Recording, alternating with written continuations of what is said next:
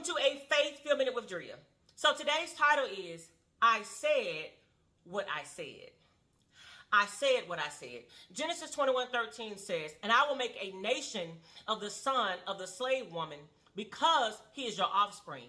Now, let me give you the context of this. God is having a conversation with Abraham. He's telling Abraham, listen, I'm going to bless Ishmael and make a nation out of Ishmael. Now, Sarah, which is Abraham's wife, they started having dissension over Ishmael and that whole situation. We all know that she didn't initially believe God at his word, and she introduces Hagar, and now Abraham produces a seed, which is Ishmael. Now there's a dissension.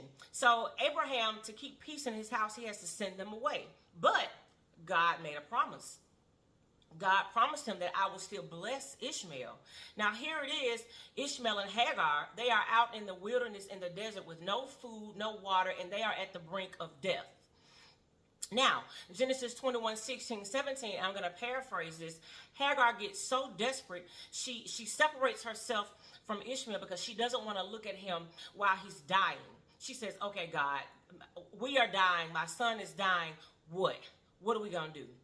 So she begins to cry out. In Genesis 21:17, it says, God heard Ishmael's cry. And when God heard Ishmael's cry, that's when a well appeared before Hagar and Ishmael, and they were able to drink and they were able to live.